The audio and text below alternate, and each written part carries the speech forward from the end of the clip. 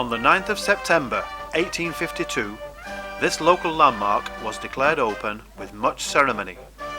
To celebrate its 150th birthday, the Holcombe Society and its many local friends decided to recreate the events that took place 150 years ago.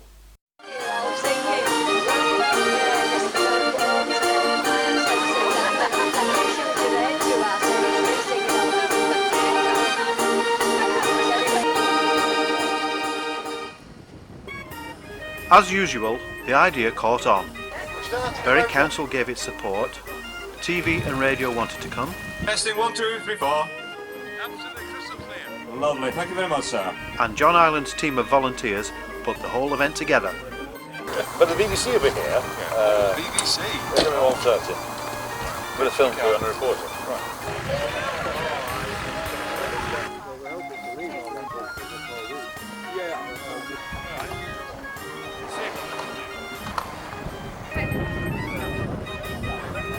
What was unusual was the weather. Not a drop of rain all day, and 3,000 people climbed the hill to watch.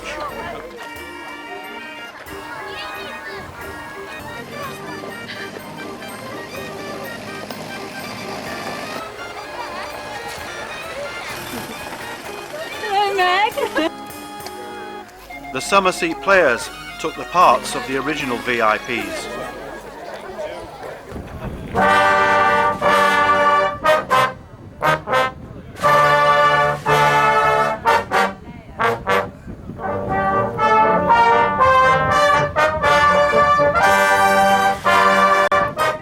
The Haslingden and Helmshire brass band played Victorian popular music. You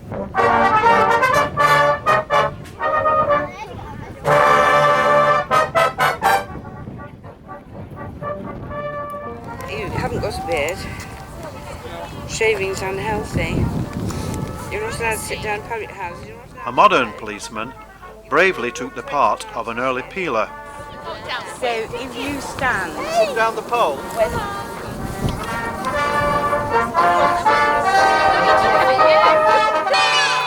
Yes, that's about right. We'll shout. There. And there was a Victorian-style Punch and Judy with a delightfully non-politically correct script. But I put the back of it and I'm not looking. Right.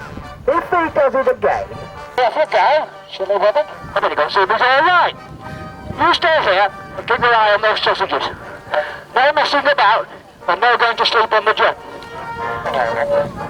Well, come on, we're going looking at the baby. Off we go. The VIPs prepare themselves for the re-enactment.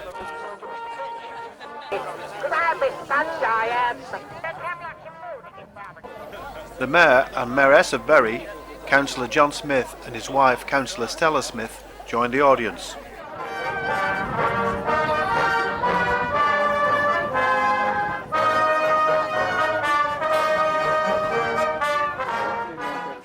Geoffrey Sword is our Master of Ceremonies. Ladies and gentlemen, and young people, boys and girls, we are gathered here to celebrate and reconstruct the inauguration of the stupendous landmark 150 years ago on the 9th of September 1852. May I welcome first, in particular, the Helmshire and Haslingden brass band who are playing music from the Victorian era. Thank you very much.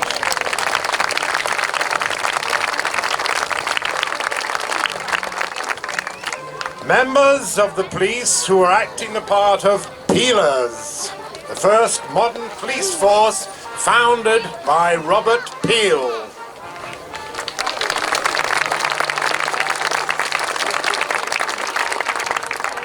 And of course, needing no introduction whatsoever, my friends from Summerseat Players who are reenacting the events of 150 years ago.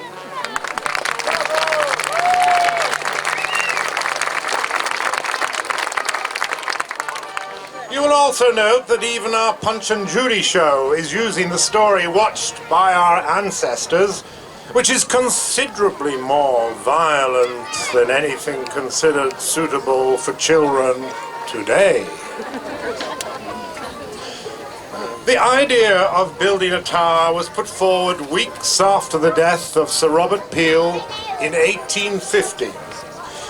It was to celebrate his life and in particular his leading role in getting rid of the hated Corn Laws in 1846, which meant cheaper bread for all after the mass famine following the potato blight in Ireland. Work started in 1851. The cost was £1,000, a great deal of money in those days, raised from public subscription. It is, many of you know, 128 feet high. It is 1,100 feet above sea level, and originally it had 148 wooden steps to the top. The architects were members of the Monument Committee, local businessmen and mill owners who wanted a shape that could be recognized from afar, rather than a work of art. No one thought to get permission from the landowner, though. The Duke of Buccleuch even granted permission 16 years after it was built, would you believe? Sir Robert Peel, the statesman in whose honour the tower was erected, was born in Bury, 1788. His father made a fortune through printing calico and manufacturing cotton. His firm, Peel and Yates, was based in Bury and spread all over the area, and even into Yorkshire.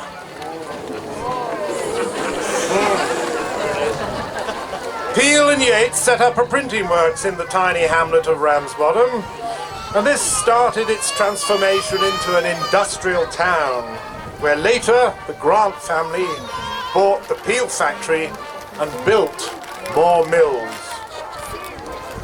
Robert Peel went to Bury Grammar School.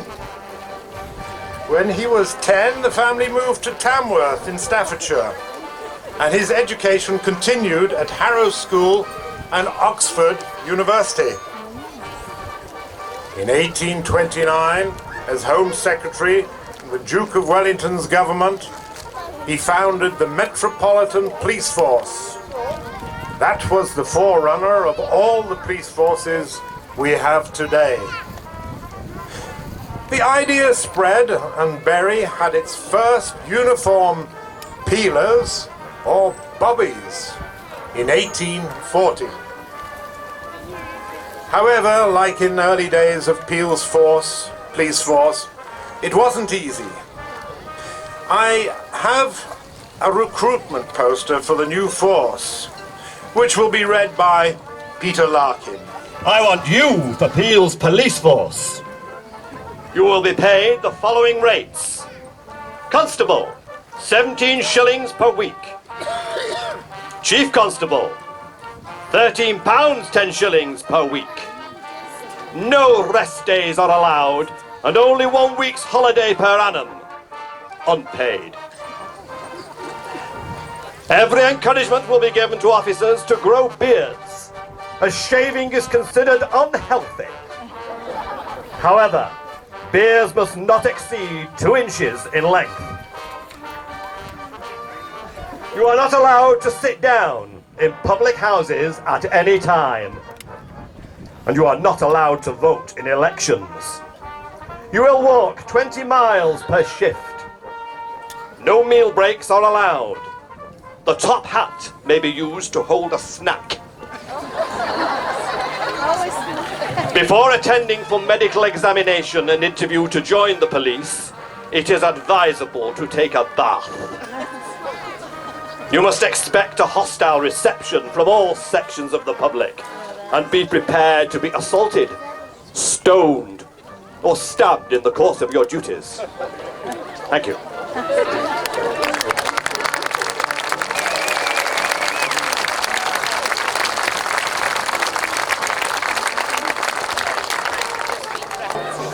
Peel became Prime Minister, yes, for the first time in 1834, and then again in 1841. During this time, he passed laws to reduce the working hours of children in factories and to make it illegal to employ women and children under 10 in the mines. He also introduced income tax for the first time in peacetime. But despite all these achievements, in Bury, what people remembered him for was the repeal of the Corn Laws, which had kept the price of bread artificially high. In 1850, age 62, he was thrown from his horse and crushed and died 3 days later. In Bury, the citizens erected a statue to his memory. The statue was unveiled on September the 8th, 1852, in front of 20,000 people. On the following day, September the 9th, the tower was inaugurated. All the mills in the area closed for the day, and thousands of local people climbed the hill to watch the ceremony. A whole load of dignitaries were supposed to come from Manchester and Bury, but the organisation of this part of the event was, to say the least, a shambles. The Manchester Guardian reported, Many persons were greatly disappointed at not having an opportunity of witnessing the inaugural proceedings.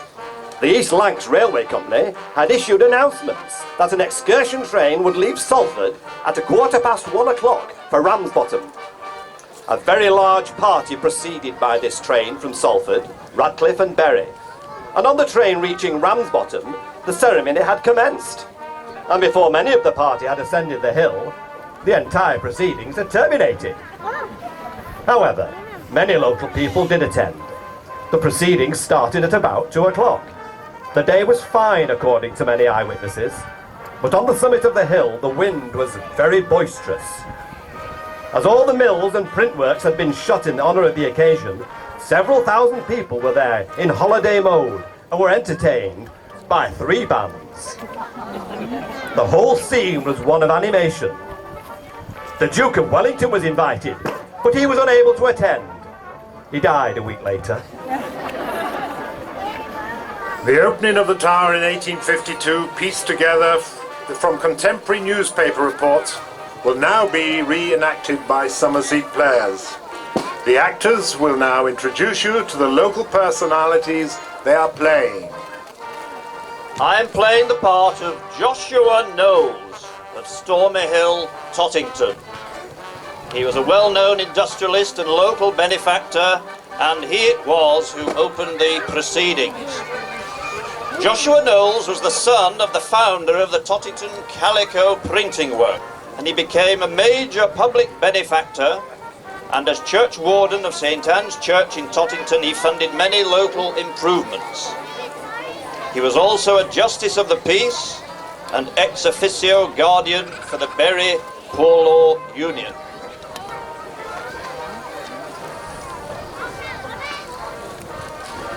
I'm playing the part of Mr. Frederick Peel. He was the second son of Sir Robert and brother of the first Viscount Peel. He was elected MP for Bury on July the 10th, 1852, just before the tower was opened. I am playing the part of John Robinson Kay. He was the son of the cotton manufacturer Thomas Kay, who founded mills in Rottenstall and Brooksbottom, Somerset. Apart from running this vast business, Robinson Kay was a very zealous and generous member of the Wesleyan Church at Somerset, and it was mainly due to him that the school at Somerset, where I was privileged to be head for 14 years, was built. He was also a director of the Lancashire and Yorkshire Railway Company, and was responsible for getting the railway extended to Rossendale and later to Bacup. He also took an active part in promoting the laws to limit the hours in the factories worked by women and children, and he was a Justice of the Peace. Now, Imagine that this is 1852, and what you see and hear now is what really happened at 2 o'clock on Friday, September the 9th of that year.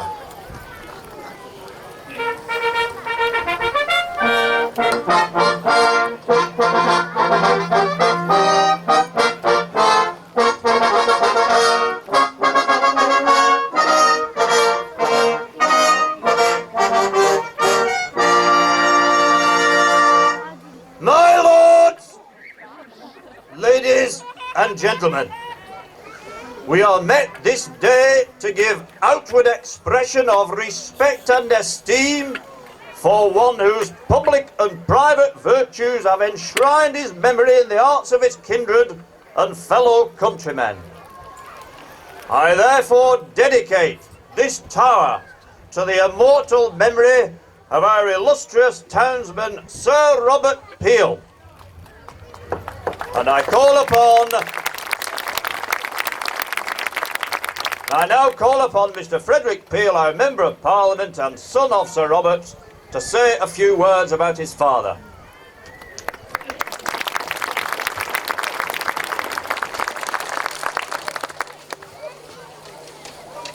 It is an honour to be connected with the early career of one who, in whatever character he was regarded, as a public man, as a statesman, as a representative of the people, or as a minister of the Crown, was one whose counsels guided this country for its peace and its prosperity during a period of 40 years, from 1810 until 1850.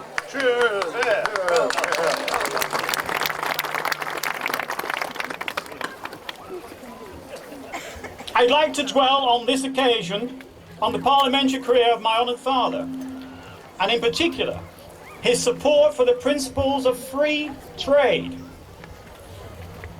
and the repeal of the Corn Laws, which through his instrumentality have been brought into operation.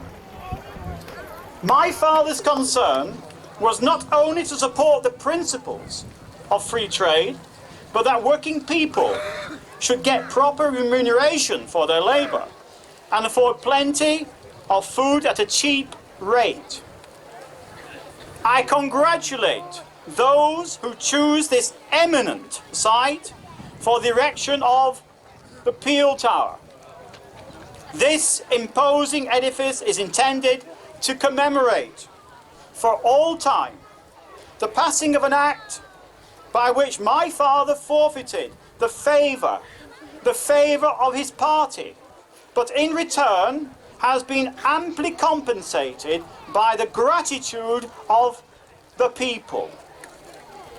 I will now call on Mr. Robinson Kay of Bath House, who will be familiar to you all as a generous friend of many local charities. Thank you.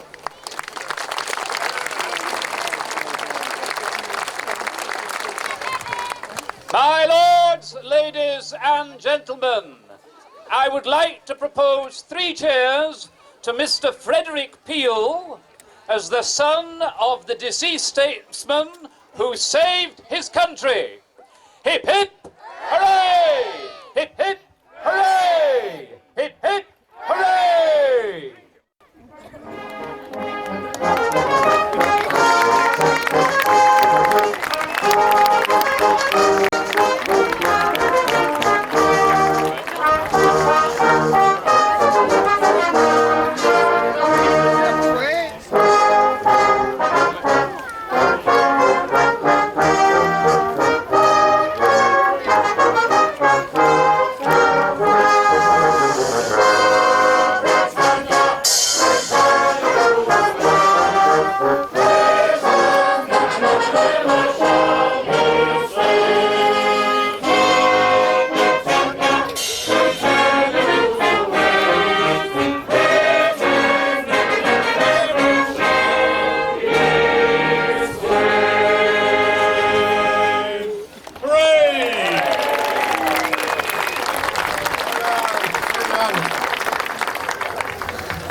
Well, ladies and gentlemen, Before we conclude, I am sure you would like to join me in thanking all those who have participated in this event today. First of all, the summer seat players.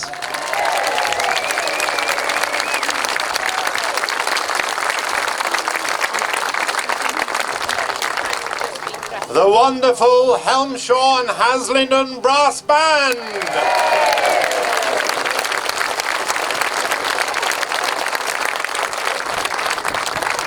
The Greater Manchester Police.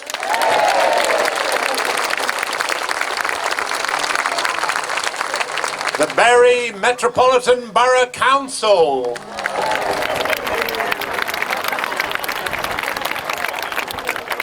And the Holcombe Society who put this together, in particular John Ireland and his colleagues.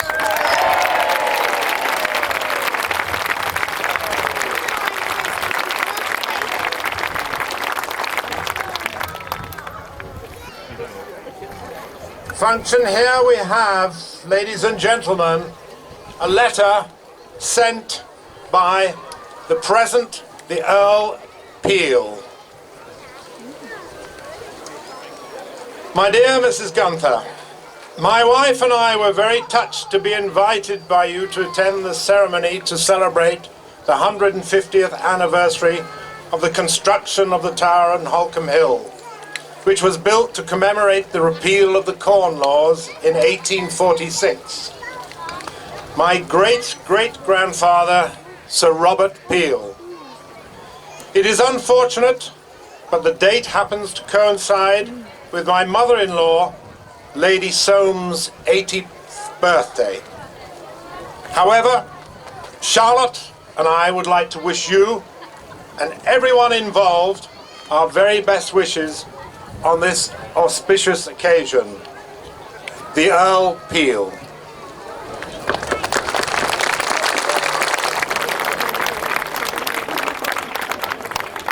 Finally, everybody, thank you for all coming up to the top of the hill. What a wonderful day we've had. The weather's done us proud. The tower is open and free. Enjoy the hill as our great-great-grandparents did 150 years ago. Thank you and enjoy yourselves.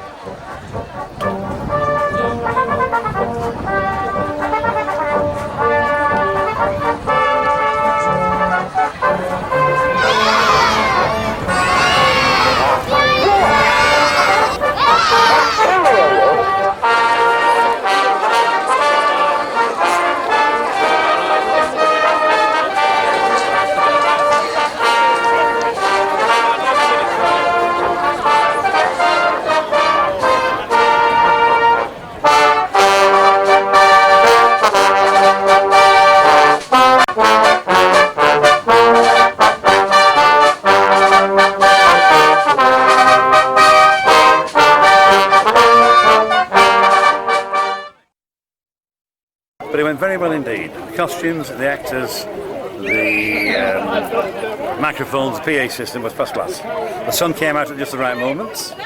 Punch Judy's drawing the crowds, and all in all, it's been a successful afternoon.